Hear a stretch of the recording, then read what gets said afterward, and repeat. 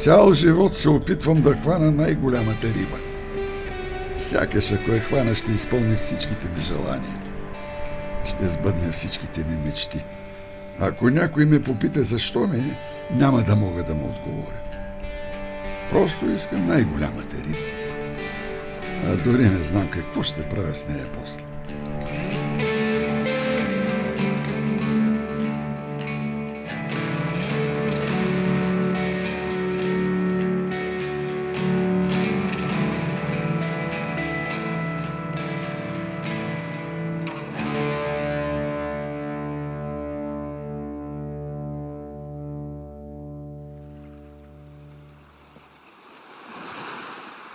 Само тук душата ми е цяла. Само тук се сливам със себе си, с миналото и бъдещето. Само тук живея сега. Оплетен в мрежите на живота, от които мога да се измъкна, когато поискам. Понесен на тази лодка, която е мой дом, мое убежище, моя черупка, която можеш да разбиеш на парчета, когато поискаш. А мен да прегърнеш в обятията си завинаги и да изчезна за миг. И пак ще съм щастлив, защото съм свободен. Свободен от всичко, което ми държи за шията. Свободен от всичко, което ми пречи да дишам, да мисля, да се рея, да съм аз. Такъв какъвто искам да бъда.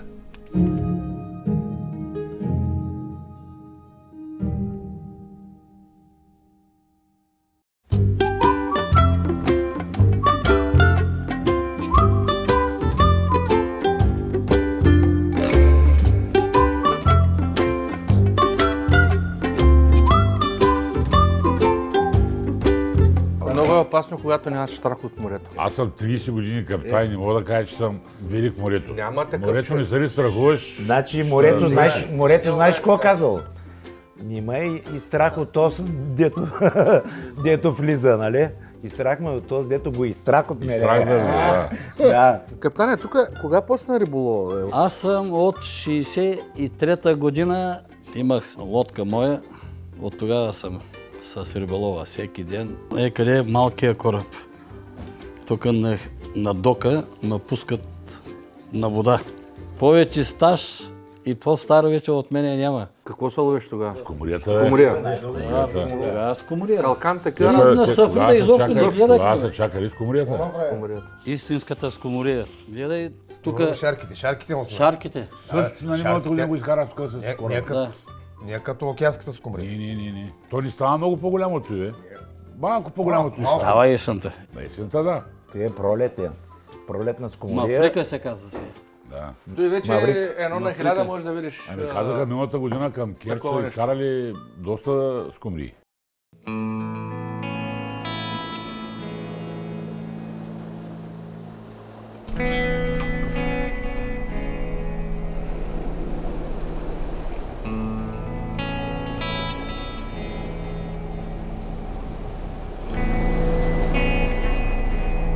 Капитане, дето беше излязла една белуга. Пенчи го кръстах. Ето е 94-та година. Той тук излезе на калякарната. 48 карагьоза е така от ръката му давам. Белугата. Чакана в даля на белугата. Сорик, ние бяхме на море, като тръгна да заминава. Да. Дойде до нас, бе. Аз не знае поръча. Аз имаше една турбичка, викам. Абе, тази турбичка, викам, що само до нас стои? Като погледнах една голяма глава отдолу, като идва нагоре. Той кит, бе, той вид кит. Излезе Яно, вика, да го хванем, бе. Кой ще хванеш, викам, 2 тона живот, как ще го хванеш, бе?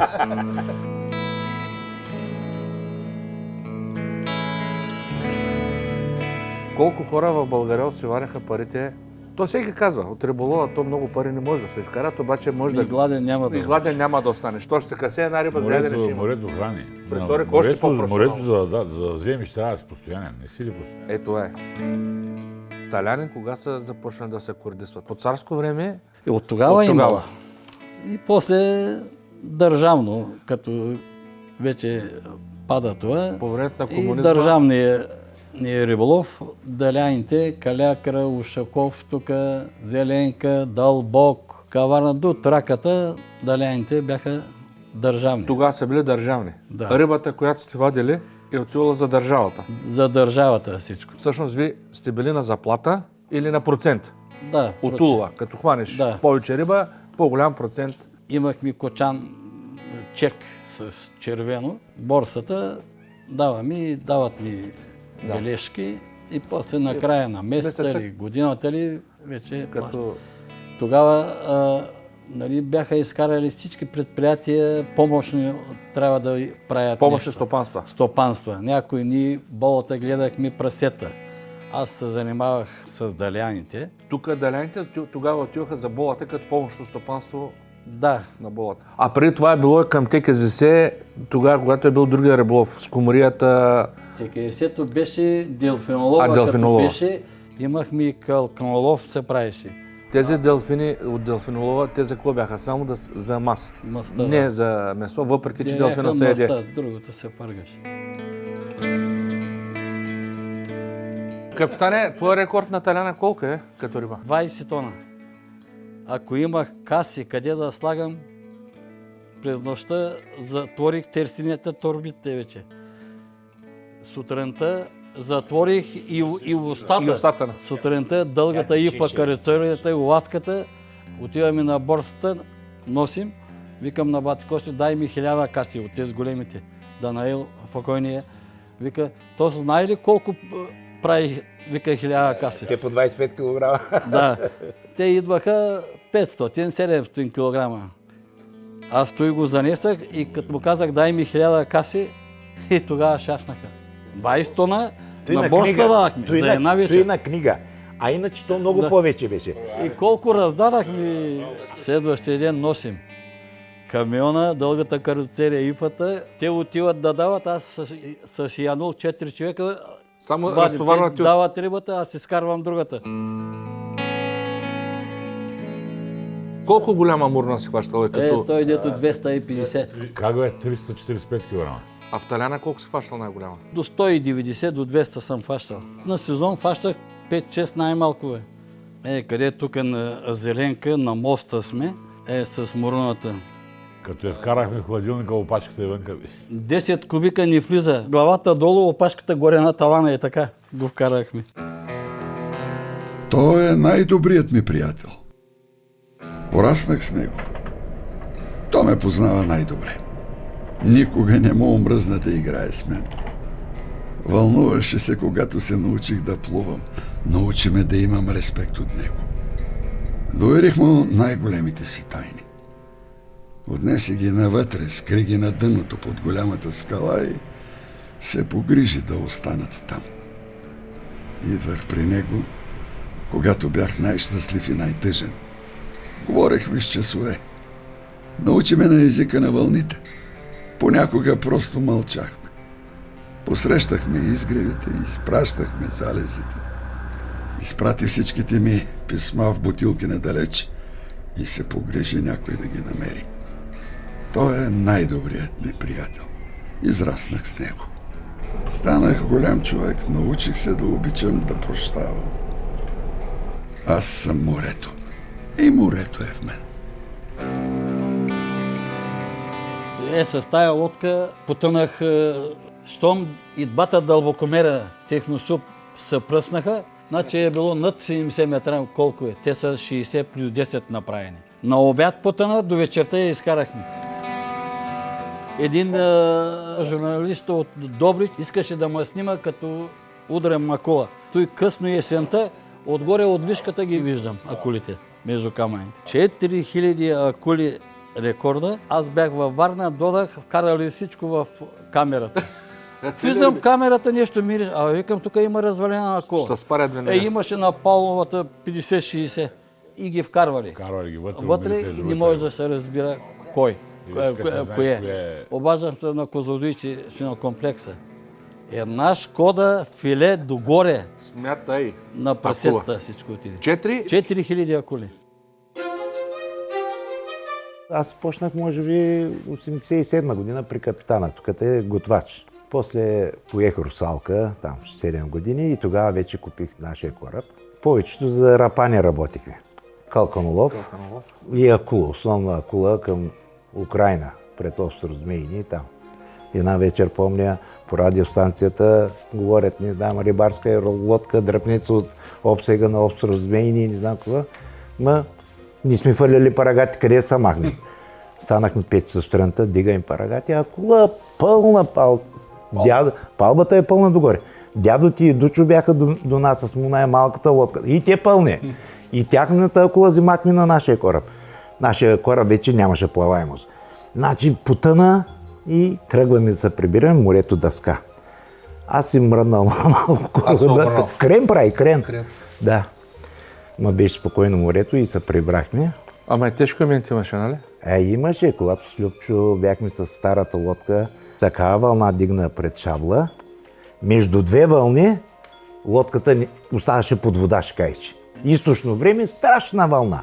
Като заваля един дъжд, ма стреля, ще кажеш, се съчме в лицето и се скъса управлението. Нямаме управление отвътре. Излизам отвънка, лодката така играе, ще ма събори. Дъжд, вятър, вързах се ни въжета за парапета, резервния дюмен слагам и тъй управлявам. Излизам на болата, буница под вода. Абсолютно няма как да влезеш вътре. Заобикаляме калякра, идваме от тая страна, тук морето, мравките вода пият, толкова тихо. И тогава обърна вятъра от запад, лодката ни там вързана, потъна. Пак пред Украйна риболовихме на Кололов, щупи се управлението, беше зимата, виелица. И се наложи, както Ташко тогава разправя, имаме помощни управления отзад.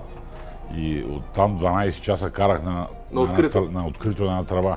Един стои вътре на руля и гледа компаса и по знамето се ориентираш. Като ти каже да, дойде на градусите, гледаш знамето и по него, 12 часа вънка. И като се прибрахме, толкова бях примръзнал, викам на Иван, викам направи тя ракия, нещо там грее на... И те да вземат да направят ракията на газовия котлон. Пламна и ракията. Обърнаха пламна кораба. Не можем да угасим кораба. Премежда е много. Викам аз, не стига премръзнал, викам поне с грях на огъна. Те нали казват, билите ни идвали Тя ни идва сама с децата си. Не ти ли е много през закла да се откажеш? На няколко пъти. Събуждаш сутринта и пак гледаш морето. Вечерта си се отказал, но сутринта пак си на морето. Има една приказка, залепни ли ти люспа на дупето, няма как да се откажеш. Сапаш ли си гледа с катран? Няма, там ти е. А тогава се печеляха пари от цялото това нещо. Предимно Рапанлов и Рапанлова 65 цента. Цента беше 4 рапана, 65 цента. Смятай какви пари бяха тогава на времето. Един рапан 8 стотинки, по-големия 10 и най-големия 12. На бройки, да. 8 часа слизах под водата, 4 апарата изпразвах Технисуп. Тогава Технисуп всичко беше АВМ и Украйна. Единствено ние заради кабела... Мерцедеса на оборудването. Ето е, братче, в морето трябва да се постоянен, както каза капитана, денонощно тук. Случаите с големия сафрит? Значи, ония сафрит 3 пъти цигарената кутия е с такава кутия го мерихме. Виж, той е бамбумка ли, друго име, Яни Байганил ми каза. Капитане, на той турците му викат, ти казвам, Карагиос. Хващат го шиле, там дълбочините са много големи. Та си риба вика, стои вика в дълбокото, долу. И когато напече вика много слънцето, гъргърите я чакат. Като напече вика много слънцето, дига се нагоре, който успее вика да загради, взима там вика 3-40 каси, ама много едро нещо. Така вика рядко и за по-миналата година бях хванал едър сафрит тук, като го видя арапа вика, той при нас вика Карагиос му вика. Той се вика майките на сафрида.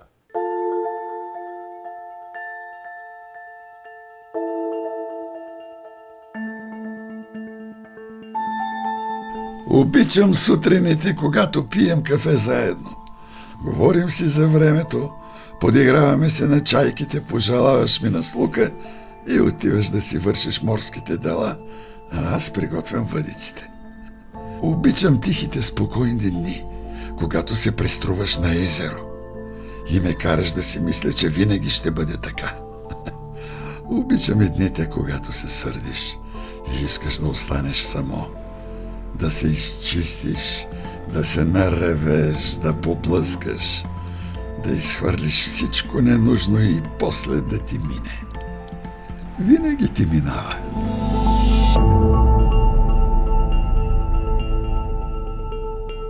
Аз почнах 95-та година. Пета. Преди това съм бил също рибар, ама на друга лодка. 95-та година с Ташко и катерите бяхме взимани тогава под наем. За мен сега е малко по-лесно тогава. Тогава беше трудно. Тогава нямаше, не можем да намираме така за тъкамите си, нали, каквото си пожелаеш да правиш. Сега има магазини, купуваш всичко. Тогава беше Сега има всичко. по-трудно времето. И в морето по-спокойно се работеше. Сега вече е трудно да се оставиш тъками в морето. Не, риболова, общо взето, ако беше много добър, нямаш да го правят българеци, ще да го правят софиянци. Между другото, младите, като дойдат на кораба, примерно, или на таляна, и като видят за каква работа става въпрос, и на другия ден ги няма. И на младите не им се работи. Няма, не им се работи изобщо. Сега преди... Свикнали са с телефоните, лаптоп.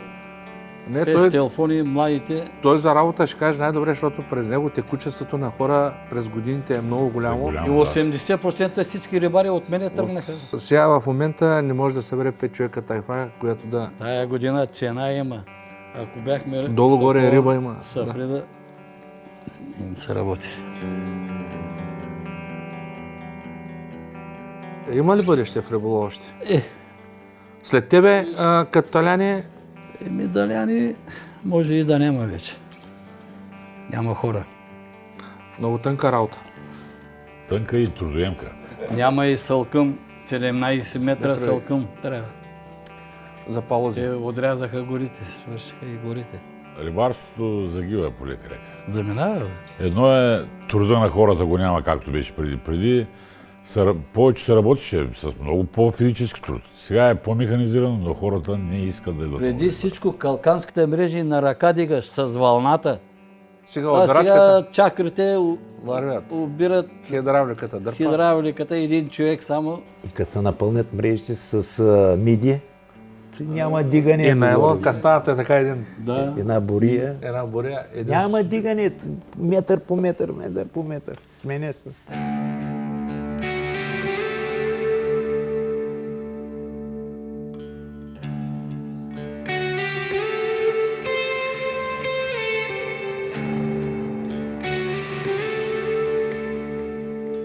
Ти вече си част от мен.